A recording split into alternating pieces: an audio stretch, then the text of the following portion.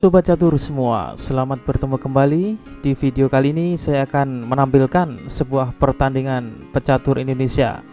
Kali ini yang saya bahas adalah pertandingan Grandmaster kebanggaan kita, Susanto Megaranto, saat melawan Helgi Olafsson dari Islandia di ajang Olimpiade Catur ke-37 yang berlangsung tahun 2006 di Turin, Italia.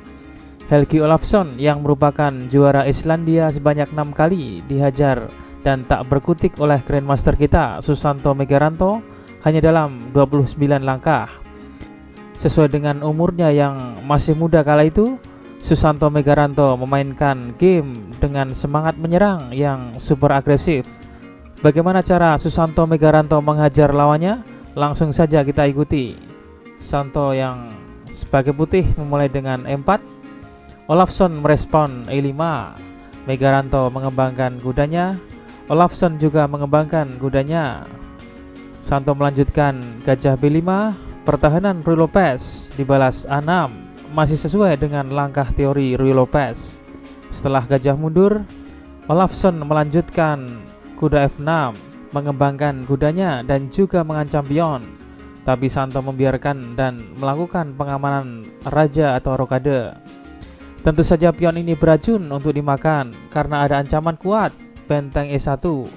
Olafsson tidak menerima pion putih tersebut dan melanjutkan gajah E7. Pengembangan gajah dan persiapan rokade. Benteng E1 dibalas B5 mengusir gajah. Setelah gajah mundur, hitam melanjutkan rokade. Santo kemudian melanjutkan H3 mencegah hitam memainkan perwiranya ke petak G4. Lalu hitam melanjutkan pengembangan gajahnya ke B7. Dibalas D3 membuka jalur pengembangan gajah. Hitam melanjutkan benteng E8 dan Santo mengembangkan kudanya. H6 mencegah invasi perwira putih ke petak G5. Lalu putih juga memainkan pion sayapnya dengan tujuan memblokir putih memainkan perwira ke B5, melakukan pakuan sehingga akan menyulitkan putih dalam mengembangkan kudanya. Olafsson kemudian memundurkan gajahnya ke F8, di mana untuk membuka lajur untuk bentengnya dan juga menambah pengamanan di sayap rajanya. Santo mulai bermain api di tengah dengan memainkan kuda D5, menciptakan konflik di tengah. Dibalas hitam D6, C3 memperkuat petak pusat D4 dari ancaman invasi kuda hitam. Setelah petak D4 diblokir putih, maka tidak ada lagi harapan kuda ke D4 sehingga kuda ini mundur ke B8. Manuver kuda untuk berubah haluan dengan menempatkan ke petak D7. Santo mengawali pertukaran perwira dengan kuda pukul kuda dan balik dipukul menteri. Kuda H2 dengan ide langkah selanjutnya adalah ke petak G4. Olafsson melanjutkan manuver kudanya tadi yang sempat mundur yaitu ke D7. Dan benar saja Santo melanjutkan kudanya ke G4 menyerang menteri. Setelah menteri hitam mundur, putih balik mengeluarkan menterinya. Hitam kuda C5 menyerang gajah, memaksa gajah mundur, tetapi dengan tetap mempertahankan di diagonal A2 G8. Olafsson kuda E6. Santo memainkan langkah tersembunyi menteri G3 dengan ancaman kuda pukul pion H6. Dan segera direspon hitam dengan Raja H7 menghindari terhadap garis lurus menteri putih. Merasa daya dobrak di sayap raja kekurangan buah, putih berusaha menambah buah lain dengan melakukan pendobrakan. Ya, putih memainkan F4, membongkar pion pusat hitam dan juga membuka lajur terbuka F yang kelak dimanfaatkan bentengnya. Hitam menerima pertukaran dan balik dipukul gajah. Olafsson memainkan bentengnya ke tengah. Tak mau kalah, Santo juga memainkan bentengnya, kali ini ke lajur semi terbuka F.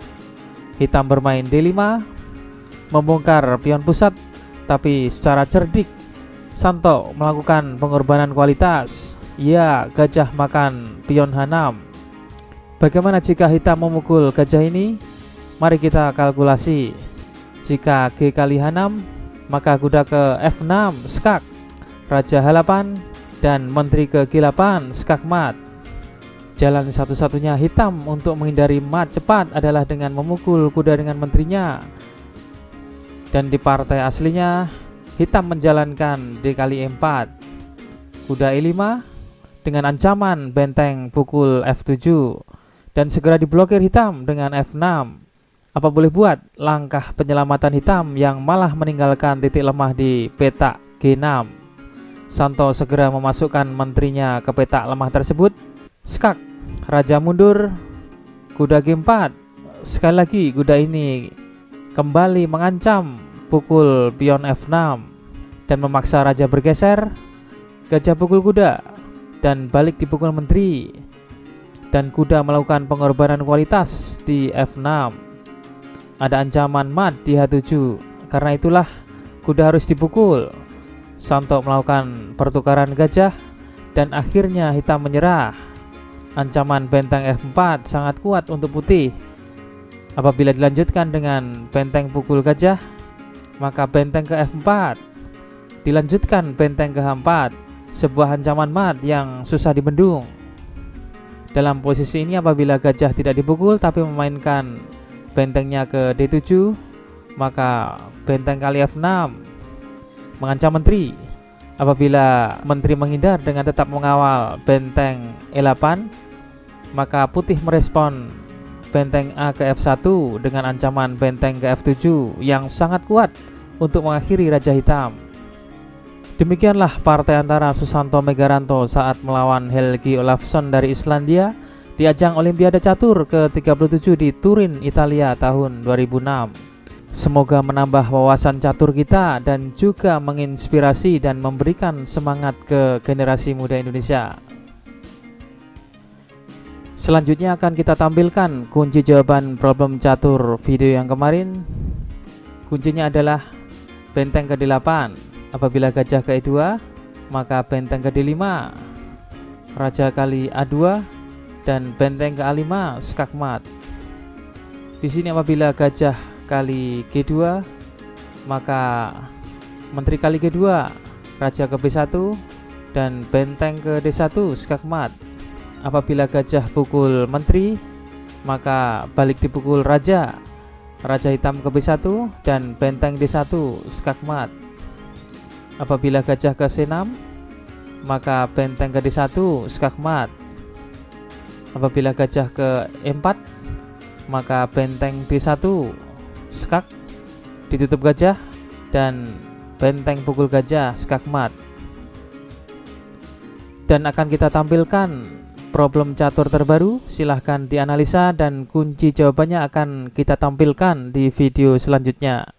Sekian dan terima kasih.